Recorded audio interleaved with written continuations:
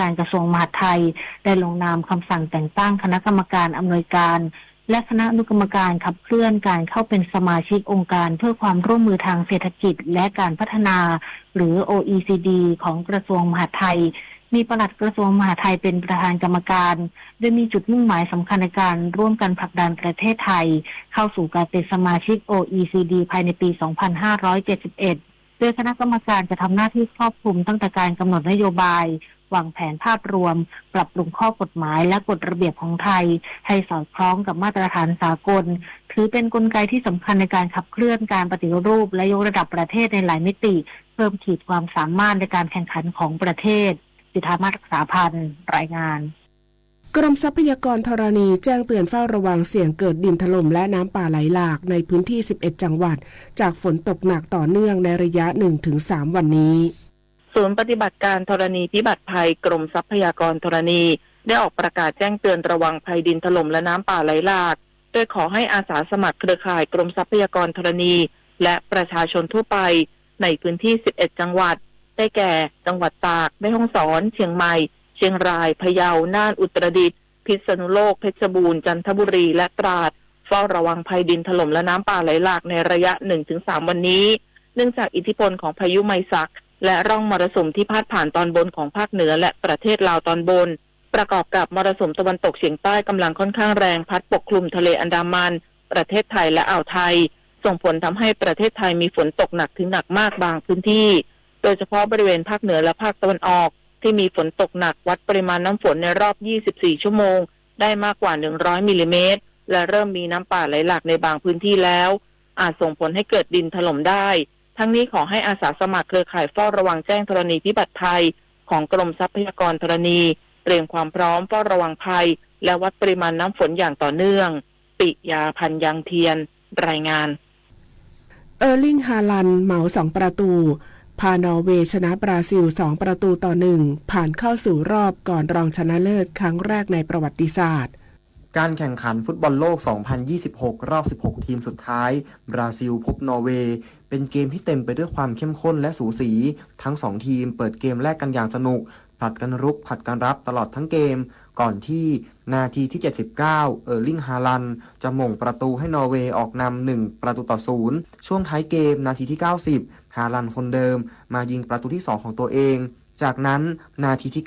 90+10 เนย์มายิงจุดโทษให้ทัพแซมบ้าไล่ตามมาเป็น1-2แต่ไล่ไม่ทันจบเกมนอร์เวย์เอาชนะบราซิล2-1ผ่านเข้าสู่รอบก่อนรองชนะเลิศได้สำเร็จโดยจะไปรอพบผู้ชนะระหว่างอังกฤษหรือเม็กซิโกที่จะลงสนามเวลา 7 นาฬิกา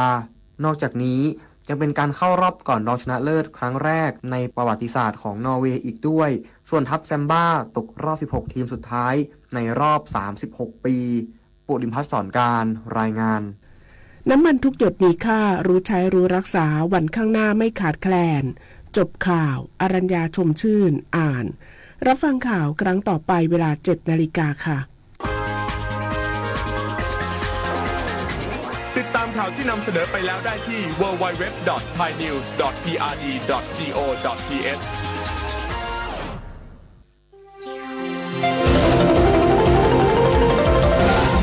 วิทยุแห่งประเทศไทยให้ความรู้กู้ความสุข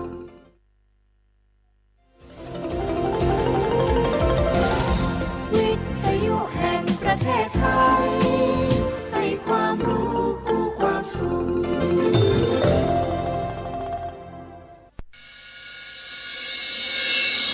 สถานีวิทยุกระจายเสียงแห่งประเทศไทยจังหวัดเชียงใหม่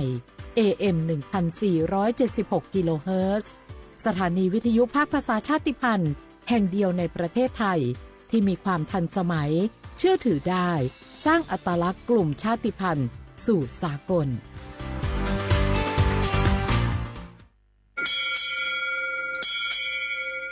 โอโบดะจ้าโอมิชเปอร์เหมือซุงคาปอกว่าเนียวซงปดูธรรมาสถานีวิทยุภาษาชาติพันธุ์แห่งเดียวในประเทศไทยทันสมัยเชื่อถือได้แล้วพบกันที่สวทเชียงใหม่ AM 1476 กิโลเฮิรตซ์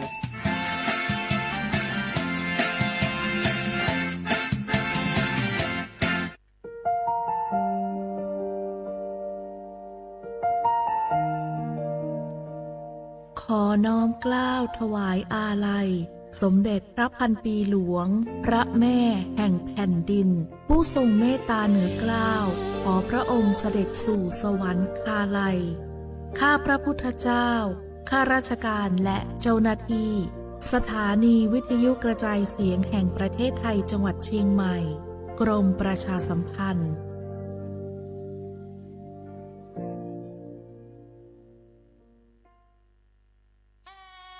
คืน11 มิถุนาฟ้าร่ำไห้ประชาไทยวิปโยคโศกทวินกราบพระบาทอำลาน้ำตาริน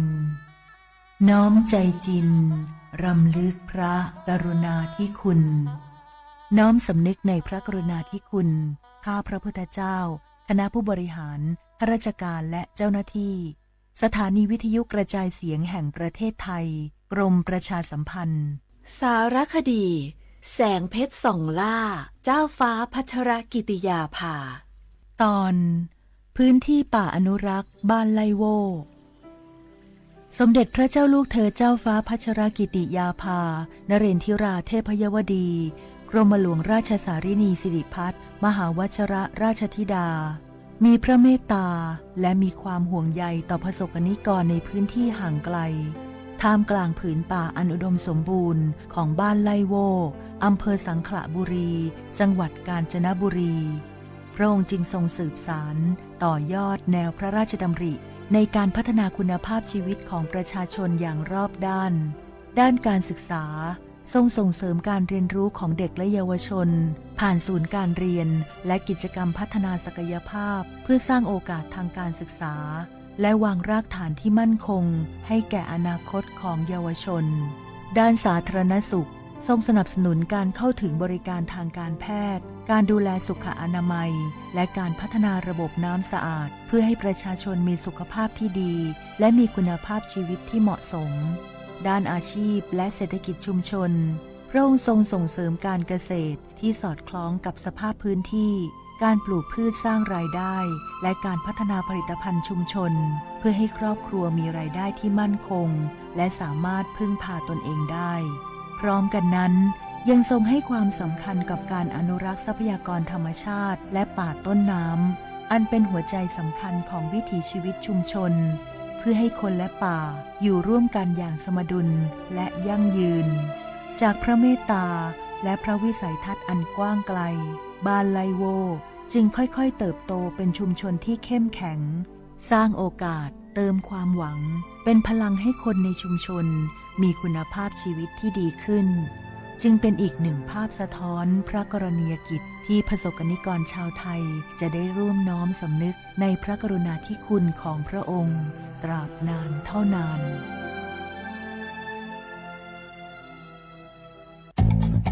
อยากเลิกบุหรี่ไม่ยากอย่างที่คิดทางเลือกง่ายๆที่จะช่วยคุณได้เพียงใช้สิทธิ์บัตรทองปรึกษาเภสัชกรและรับยาช่วยเลิกบุหรี่ที่ร้านยา30 บาทรักษาทุกที่หรือโทรสายด่วนสปสช1330เพื่อสอบถามรายชื่อร้านยาที่เข้าร่วมได้เลยเลิกบุหรี่วันนี้เพื่อชีวิตที่ดีกว่าในวันพรุ่งนี้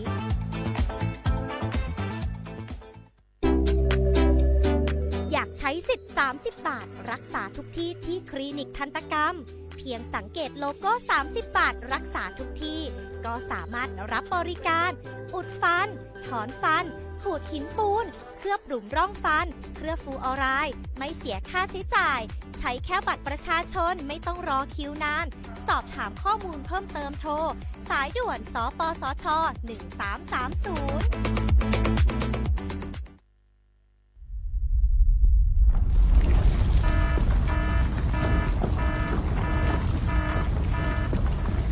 ดูสิรู้สึกสั่นๆพ่อปู่กำลังจะประทับร่างแล้วว้ายสั่นขนาดนี้เข้าแล้วแน่ๆสาธุเข้าอะไรล่ะแผ่นดินไหวพวกเอ็งมุดลงมาหาที่กำบังใต้โต๊ะนี่เร็วอย่าเพิ่งวิ่งออกไปข้างนอกของจะหล่นใส่หัวเอ้าแล้วตอนสั่นแรกๆทำไมท่านยังนั่งนิ่งเหรอครับตอนแรกมันสั่นระดับเบาแค่ให้เฝ้าระวังแต่สั่นแรงขนาดนี้ต้องหมอบป้องเกาะหาที่หลบกำบังที่แข็งแรงพ พวกเองต้องรู้จักประเมินสถานการณ์ภัยบ้าง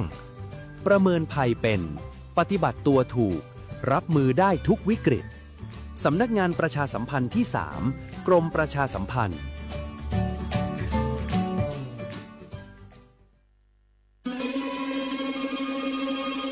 ก้าวสำคัญมาถึงแล้วเจียงใหม่นครหลวงของล้านนาสู่การเป็นมรดกโลกต่างวัฒนธรรมขององค์การยูเนสโกเมืองที่ยังมีชีวิตและมีประชาชนอาศัยอยู่ร่วมกันวันที่ 3-8 สิงหาคม 2569 นี้สภาการโบราณสถานระหว่างประเทศจะลงพื้นที่ตรวจความพร้อมจังหวัดเจียงใหม่ขอเชิญชวนภาครัฐเอกชนและพี่น้องชาวเจียงใหม่ทุกคนมาร่วมแรงร่วมใจพัฒนาปรับปรุงพื้นที่ทั้ง5ประตู4แจ่งตามแนวคูเมืองและ7วัดสำคัญวัดเจียงมั่นวัดพระสิงห์วัดเจดีย์หลวงวัดพระธาตุดอยสุเทพวัดสวนดอกวัด7ยอดและวัดอุโมงค์ช่วยกันดูแลให้สะอาดงดงามคงคุณค่าสถาปัตยกรรมดั้งเดิมเพื่อต้อนรับการตรวจครั้งสำคัญนี้ร่วมกันร่วมสนับสนุนเจียงใหม่สู่เมืองมรดกโลกต่างวัฒนธรรมโดยสวท.เจียงใหม่สำนักงานประชาสัมพันธ์ที่ 3 กรมประชาสัมพันธ์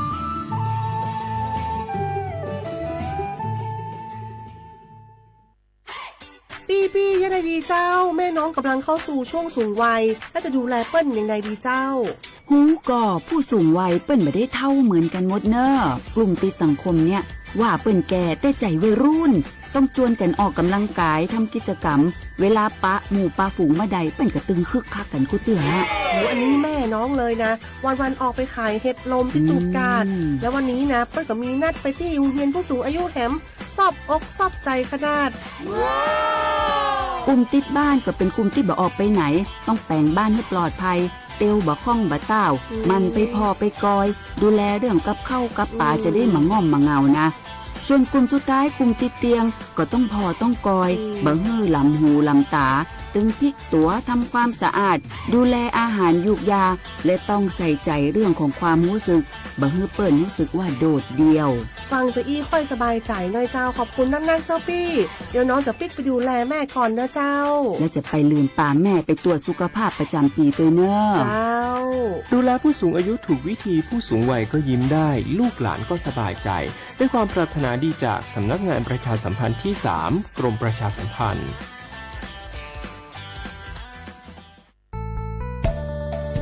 สถานีวิทยุกระจายเสียงแห่งประเทศไทยจังหวัดเชียงใหม่กรมประชาสัมพันธ์ประกาศรับสมัครบุคคลเป็นลูกจ้างเหมาบริการตำแหน่งพนักงานกระจายเสียงภาษาเมียนจำนวน1อัตราเพื่อเป็นตัวแทนนำข่าวสารร่วมพัฒนาคุณภาพชีวิตชาวเมียนและเผยแพร่วัฒนธรรมท้องถิ่นให้เป็นที่รู้จักผู้สนใจยื่นใบสมัครด้วยตนเองได้ที่งานธุรการสถานีวิทยุกระจายเสียงแห่งประเทศไทยจังหวัดเชียงใหม่ตำบลช้างคลานอำเภอเมืองจังหวัดเชียงใหม่ตั้งแต่บัดนี้เป็นต้นไปสอบถามข้อมูลเพิ่มเติมได้ที่ 053-276-068 ในวันและเวลาราชการมังเลี้ยวเอาเก่งเศร้าก็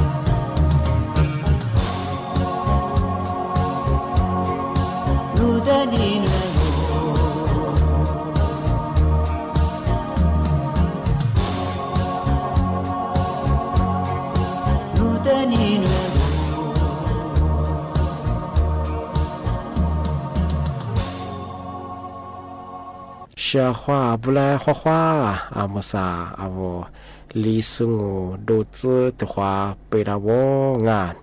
阿我李松我ประกาศกูงบัญญาสถานีวิทยุกระจายเสียงแห่ง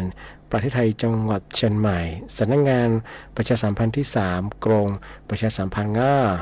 ยี่เวลางบัญญาอาวุลิสงดมงบัญญาแหน่ญาโฉโมขวาญีเจโมติขวาดัวที่มูลงบัญญาหนีโมขวาญีซาโมนาทีญาขวาญีนาญาเชที่นี้ที่ตัวยากะแหน่ติขวาที่มูลติขวาอาวุลิสงดมงบัญญาหนีกาจวงยี่วุติกางบัญญาทาวิทยุขวาญีตัวจางวิทยุงบัญญายี่ระบบยาระบบ AM ยี่ครึ่งความถี่งบัญญาคือที่ตัวลี่ยาสิจือโฉวาโจญาดุละอาทิทาอาวระบบไลน์ไงฟีบูมเบอร์ยี่เพยคือสวทเชียงใหม่ AM 147ของนี่เมที่ยิงบัญญาอาวลิโซอาบายี่เหียนยี่แบบขปารากะนี่มีถึงยังแบบว่าหานี่ซื้อยังไงนี่มีถึงว่าฟูยังไงยิ่งคนยิ่งโตยิ่งจะโชโคอันนี้เป็นอย่างว่าไทยอาบางมันอย่างสื่อหาโชยิ่งถึงยังไงนี่มีถึงว่านาทียิ่งเตี้ยงงามหาที่ยิ่งที่มาถึงเชื่อนี่เนี่ยคือเอาเชื่อว่าถึงมาปีใหม่ไงอาทิสุดาจินเชียงทำไม่ทุยากระทรวงแรงงานคือทำมาแจ้งเตือนละก็หลังคือว่าเมื่อสักวันที่ปีใหม่ประกาศจังไงที่ว่าแทบไม่โซกว่าทำที่มีเยี่ยมยังไงมีความสุขคือมาคืออาทิตย์ยังจำมั่งเมื่อสั่งว่าไม่ทุยากลุ่มมิชาชีมังชีคือในหน้าเถื่อนไงว่าบริษัทยุปอชาเนี่ยคือฟิบัวที่เรียกโฆษณายังมั่งอย่างยาญาแทบไม่สุดกว่าต่างประเทศมีว่ามีกูจวบเป็นยังไงที่โฆษณาที่ยึดตั้งยังไงแบบถึงเป็นยังคือว่ามือขวัญยังคือที่เสียสุว่าอาจจะยังคือจะดูเป็นยังคือยาเพียที่ว่าเป็นยังไงมือเป็นยังคือมาคือว่าโรงงานมือที่เป็นยังคือโฆษณายังมันคือจวงอาทิตย์แบบมันยังเฉพาะมาเป็นว่าต่างประเทศว่าจะมาที่เราควรจะแบบไงปีความรู้ที่สิเราปัจจุบันมันยังไงอาชีพมายิ่งแทงไงฟุตบอลมาเบิกแทงจุกกุญแจไก่เชี่ยงกันทำไมยี่บริษัทมาคือศึกจวบมาจวบมาสั่งมาที่เราจวบมาเข้าสู่มาคือยาฟีบูยี่ปอยไลน์ที่ต่องที่เชี่ยวชาญนี่คือว่าที่เล็กคือเรามาคือมีอย่างย่ามองไปเห็นเนื้อปีว่าผสมจะย่างไม่ยังไงในด้านฟุตบอลมาจามบือจ้ามันจะยังไงมันก็เชื่อว่ายี่ข้าจองหัวแฮมแบบที่ตัวแบบมาคือจวงไงชัวร์ไงอธิบายว่ามันยังปีความในด้านยี่เอกสารเดียวยังไงฮิโตดงที่นี่ว่ายี่บาทดงอีมิสอยู่ดูก็เทียเดียวยังไงไม่ยากเดี๋ยวมันยังเย้าเลยไปเห็นในด้านว่ายี่ใบมียี่โกจากูยี่ตัวเขามีเกิดแล้วยังไงอธิบายเกิดเรามันได้ฟุตบอลที่เบิดเซอร์ที่เลี้ยบุญจะยังไงอธิบายว่าเฉพาะไงมาคืออาทิตย์จะเงี้ยที่ก็ถือว่ายังเจ้าว่ามีมาเข้าไม่เคยที่กลุ่มมิชาชีพปัจจุบันไม่เคยฟุตบอลพับเบือมันยังเคยยีจะแบบมาว่ายียี่ตัวว่ายี่ตัวกลามาเคยยี่ปอกเลยสิที่ของแกมาเคยอันนี้ก็เรายี่ข่าวตัวแบบเคยมาบอกว่าถ้าประเทศจีนมาสัมผัสตัวอย่างแบบมาแกงกันอันนี้ก็ค่อยสมัครแบบไงจุกกุญแจเช่นที่เนี่ยเราไว้ไม่ใช่ไงปีก่อนเราก็มามั่นใจเราก็มาฟังเสียงเป็นยังไงกว่ามาสาสุยากงแรงงานแต่ละจังหวะคือจวงไงนกว่ายี่คือที่ติดต่อสอบถามนักงานสุยข้อมูลที่เกินน่าไม่ใช่ไงว่าว่าฟีบุคคลที่เรียกความสมไงออนไลน์ความยิ่งความสมคือที่เนี่ยมีความเสี่ยงเนี่ยไม่ใช่เฉพาะไงอาจารย์นึกว่าหลักสูตรมาค่าสุดาพัฒน์จุดบ้าเฮงไงมาคือเปื่อยหัวผู้บ้าเฮงกว่ามาคือแรงง่ะทำไมถึงมาปีมาที่ดีแต่สุดท้ายจริงๆอาจจะเป็นอย่างว่าเฉพาะปีว่ามาตัวสื่อความยิ่งความจำเป็นไงแต่ปีมาไงยังไงก็ที่ดีถ้าเกิดจริงๆมันก็จะกลุ่มไม่ใช่คิดว่าพัฒน์จุดบ้าเฮงหัวผู้บ้ายิ่งแสดงว่าเมื่อความบ้าเฮงไงพม่าใจบ้าเฮมาจำยาจีเจอมาว่าจีงอย่าเอกสารกลามายุบปอเลยไงอยู่มันน่าจะคงไงสุดท้ายแบบคือฟุตบอลว่าเรามาคือ所以的话话力嘛很哎，没有么话赢啊。มาที่เล็กจิไม่ใช่ชอบงานบ่เฮอมาแกล้งกันยาบริษัทมาสมัครเฮงาจุกกุยกับเชงมาสับเฮอกลุ่มวิชาชีพเฮอขึ้นอย่างที่ยิงที่มาเทเชเฮงมาสับเฮภาคเหนือบ่เฮงานหลายพื้นที่มือหาคือที่เลียมาคือจัวชอบงานที่บางวันยังที่ยามีแต่พวกกุยสุงแต่ยังสุงที่ประกาศแจ้งเตือนฝรั่งงาภาคเหนือบ่ที่จิ้มหมายแบงแม่ฮ่องสอนเชียงรายพะเยาลำพูนลำปางจังหวัดตราดพิษณุโลกที่ยังจังหวัดอุตรดิตถ์จังหวัดน่านเอาพื้นที่ธรรมจักรสบายมาแต่ยาจำมฝาตาบดเมืองหาขึ้นเรียบไปเฉียวเอาเดี๋ยวก็มีเชื่อมาไปเดี๋ยวโยบาจ้าสุงอัจจุลุคุยเคยจะสุเฮก็จำมุดะผิวข้าเมืองหาคือพันเลี้ยงบรรยากาศฟ้าเชียงมันด่างนอกว่าโยบาคนนี้สัสเซลามังอัจจุลุคุยเขาคนนี้อันจะจำมาจะกินนั่งมาแต่จำฝาตาชของผิวข้าเมืองหาที่หาเลือดพันเลี้ยงไปเฮแต่ตัวละเนี่ยก็ตีงชของเมืองหามาอัจจุลุข้าเลี่ยมมังก็จะมัวงานมาเยอะทีเดียวแจ้งเตือนฝรั่งที่บ้านเขาจะเอาชของว่ายิ่งข่าวสาเหตุมันหลายเหตุติดตามแล้วยาทีเดียวแจ้งเตือนฝรั่งปีว่าโนพื้นที่อะไรต่อจะไปพื้นที่กรมราชทัณฑ์ไปเมื่อสัญญาเมื่อฮากุลิเลียมาจะมัวสุดที่ประกาศแจ้งเตือนมันหลักคือที่ติดตามข่าวสายได้ชของทำมาแต่ปีมาช่างที่ยังไงจะมาแต่ช่วงก็คือที่ถึงมาแจ้งเตือนว่าจะมาปีมาสุดจริงใช่เอาที่โครงการไทยช่วยไทย plus รัฐบาลสดเสือลิศว่ามังเอามือสั่งงบไปเถอะบายยี่สิบมาดูลองได้ปะที่ยากลุ่มมิจฉาชีพว่าเวลายิลินยิปองสู่ฝรั่งเว็บไซต์สู่ฝรั่งเอามาสัญญาเถอะบางยี่มาดูแล้วปะบางทีมันยากผู้บาดที่เพิ่งเหยียบไม่งานรัฐบาลข้อนี้ไปยากเวลากว่ายิลินสู่ฝรั่งเถอะโทรศัพท์คนนี้วางไว้ข้อความSL ข้อยังมาถังยินดียาผู้บ่าวยังเกิดมีสุฟลาถังยินดีมายินลียิปองนุพันยินดีงบัญญัตินุบัญชีถูกให้ยามางนุข้อมูลแต่มาที่ดวงมาใส่กลุ่มมิจฉาชีพของหน่วยงานรัฐบาลเป็นยังไงในวายีลินสุฟลาอยู่เว็บไซต์สุฟลางทางยินดียังยิงยาเยข้อมูลที่จะกลุ่มเป็นยังไงที่สุฟลามาดวงมาจำมองที่เป็นยังชของมาสักนั่นแหละมองกว่าแต่ความกันนั่งทางมองกว่านักยังสุภาพแต่ความเชื่อความว่าชกว่าวิธีเยี่ยมคนนั้นจะสง่าพลาสุดได้คือข้อความง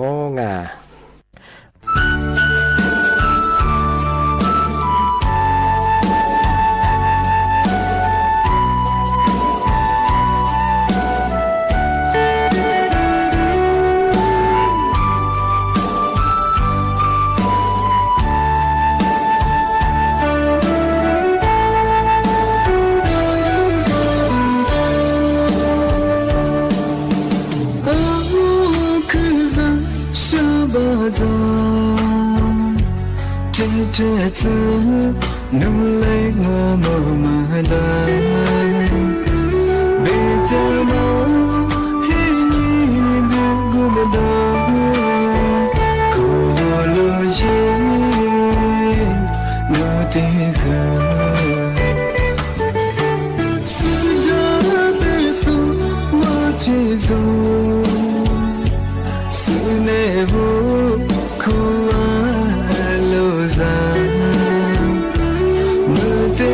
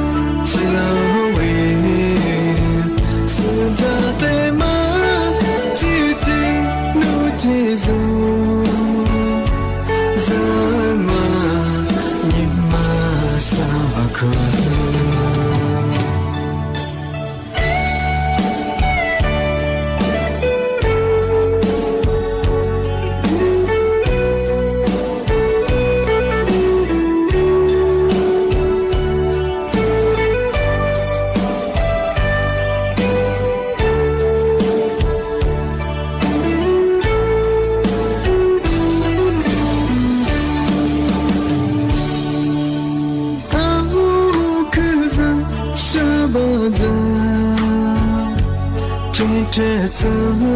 努来我木马达，别的嘛，给你别顾不到，可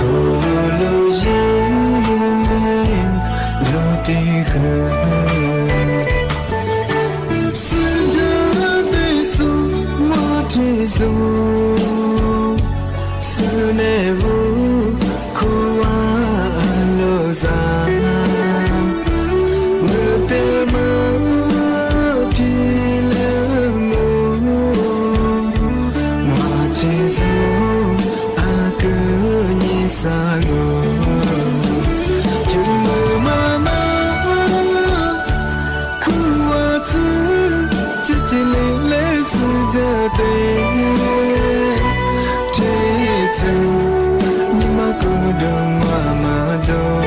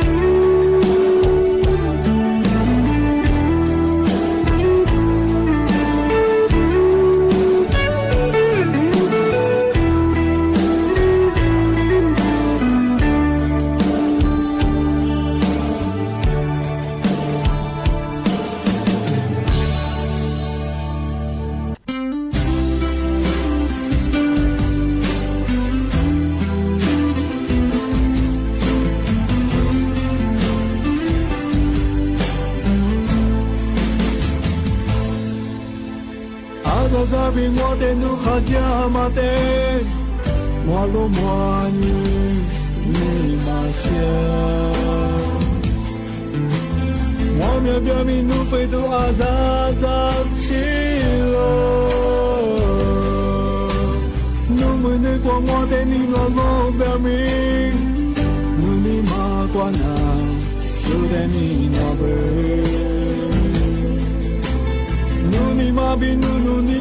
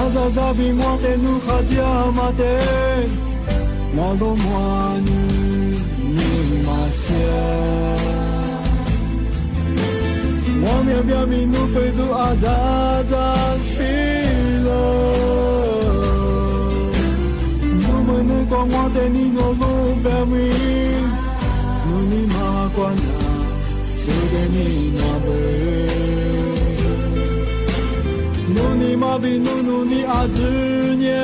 wate mangambe Wanuni te kagile wati o te milikha amu kubu mani nu te mani nu Wanuni te kagile wati o te milikha I'm 苦不难眠，我的力量哎，我努力的打拼嘞，我体有的魅力更好，阿姆苦不我命，路的马尼路，我努力的打拼嘞，我体有的魅力更好，阿姆苦不我命，我的力量哎，阿姆苦不我命，我的魅力足。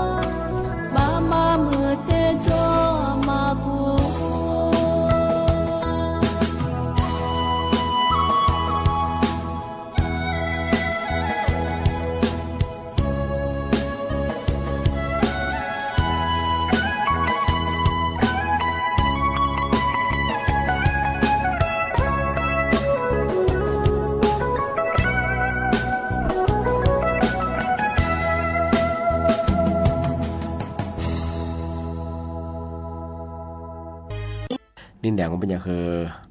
ในแนวเป็นอย่างคือหลัวคือตียาเสียวเขาว่าเอาว่าคือโดโซเอามีอินจะโซว่ามัวแม่จะโซงอเอาจะนี่จะชิดาคุยว่าโถโซอีโซส่งโซเป็นยังไงในแนวเป็นคือหลัวคือตียาเสียวเขาว่ามาคือเอาแท่งพระเบลไปคือวางแผนงอการเดินทางที่ดีจีจ่อเสียของงานในแนวหลวงคือปฏิยังงเป็นยันโนมีแยมแบงงอแล้วก็จะพักกับเมืองเป็นยังงอเอาเนี่ยแค่ตัวนี้ก็เทจีเวชของงานพังกับเป็นยังจะโนปีขวาก็ละชิมุกเกอหิขวาโตเป็นยังงอเอาถือว่าปลาเงาะปลาเลยอย่างคือละฉมมุกเกอด้วยของงานพังกับเป็นยังโนชิมุกเกอก็คือถ้าปัจจัยมันยังหลวงคือตียะเนี่ยเป็นยังงอมาคือมีชางอ咱那个是的，可以话首付也嘛和我陆续收后面陆个第一是好眼，这不和我嘛个一参也很眼我，那是些多年这里เดินทางยังไงมีอายุว่าปัจจัยมันยังคือเนี่ยจะมันเคยจะ陆个第一嘛是好眼，ที่เป็นยังคือ我陆续收มันยังคือไง陆个做事我那个没得时间是ไงนู่น那个也คือไฟเลี้ยวไงตัวหัวพูไงมาเป็นเจ้าพูตางอนู่นก็ดูเจ้าพูไปเหอะเจ้าสูคนนู้นก็ให้แกสูเหอมาฝาลาเป็นยังงอน่าอยู่ไปเหอะงอเจ้าเหอเสียเวลาโยงอแล้วก็เยอะยิ้มนองอยืดตัวเหอยิ้มนองเพราะว่าช่วยเราพอมางอปากกาพอมางาแล้วเหอหลวงขึ้นตีเหออุบัติเหตุกลิ่นหน้างาที่มาเลยมางาช่องงาหลวงขึ้นตีเหองอบุเหอยืดชาหลวงขึ้นตีงอแต่ก็ถือว่าเหอยิ่งมาคือชายไงก็ใจร้อยอย่างช่องงาบ่เหอจะปัญหาเหอที่เกิดเลยหน้างาอาจบ่เหอมาเหออาชีพละเหงอยิ่งมาอาชีพยิ่งเหงอว่าข้าชีละของงานหลวงเชื่อเหยิ่งมาชีพยิ่งเชื่อของงาที่นี่ที่ทำมาซื้อจินชาว่าเชื่อเขาละอามุสากรมวิทยาศาสตร์การแพทย์งานยังเป็นอย่างเหอ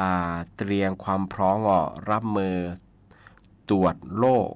ไข้หวัดนกเป็นยังไงมีอันนี้ไข้หวัดนกทำไมไม่เคยถือพบในสัตว์เลี้ยงลูกด้วยนมเป็นยังไงสามารถแพร่เชื้อสู่คนได้เป็นยังไงถือนาธรรมาถือไข้หวัดนกทำงามีอันนี้เป็นยาฉีดยาเกี่ยวข้องนี้เอาหลักสูตรว่าที่ซื้อหลายเป็นยังไงที่เบ้าไม่ใช่คือในแพทย์ไงยงยศเป็นไงตาธรรมวุฒิไงอธิบดีกรมวิทยาศาสตร์การแพทย์ที่รีแบบสถานการณ์โรคไข้หวัดนกไม่ใช่คือเอามาสากว่าต่างประเทศเป็นไงปี2567ไงที่ทุกคนก็เคยผู้ติดเชื้อไงที่ไข้หวัดนกมาหนึ่งทรงเป็นอย่างว่าส่วนว่าอีฟังว่ามีส่วนไงฟังคนโน้นเป็นไงว่ามีส่วนเป็นคือทำไมคือต่างประเทศว่าไงสหรัฐอเมริกาว่าไงก็หลายที่หัวหาขุนเนี่ยเป็นคืออีข้อมูลว่ามันไม่คือหรือยาสูงป้องกันควบคุมโรคไงสหรัฐอเมริกาว่าไงอีนั่นหนึ่งส่วนมาหมูไม่คือมีอายุไม่คือเกาไม่ยังไงคืออาการตาแดงไงไม่สุดๆกันเลยเป็นยังไงที่นี่คือเป็นสกุลเนี่ยกว่าเยื่อบูตาวไง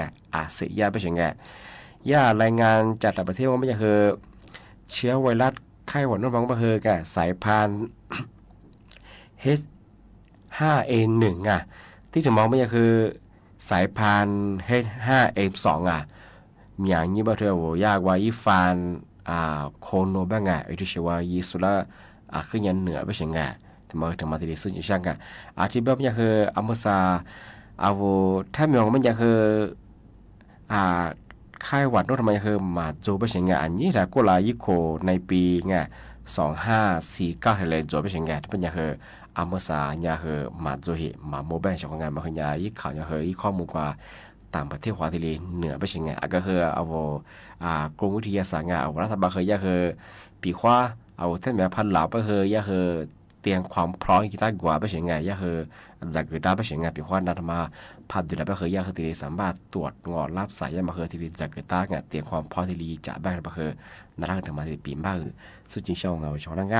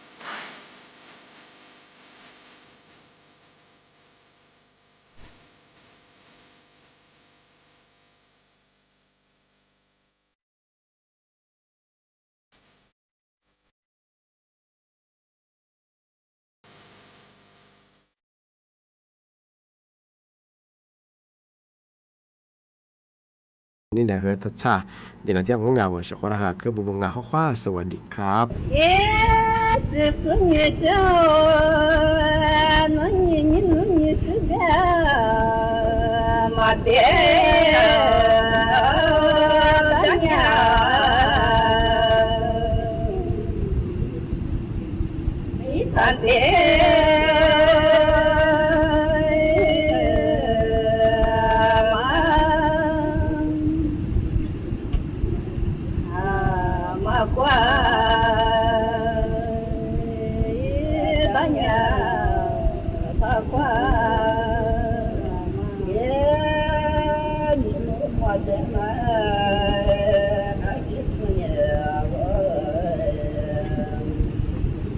kênh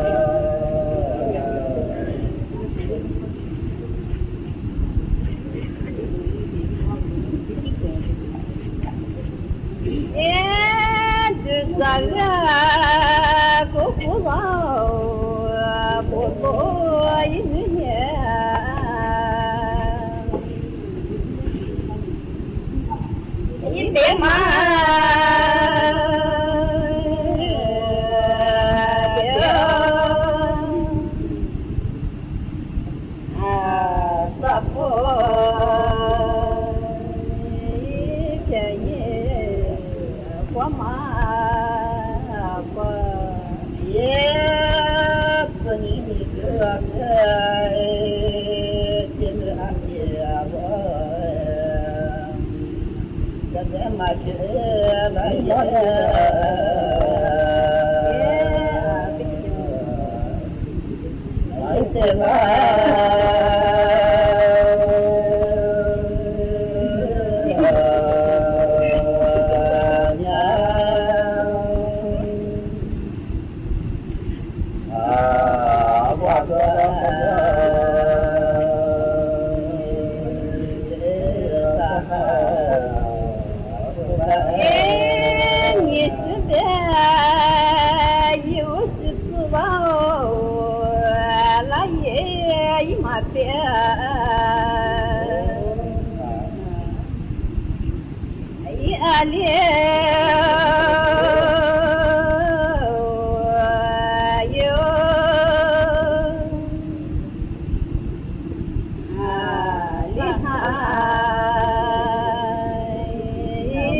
không bỏ lỡ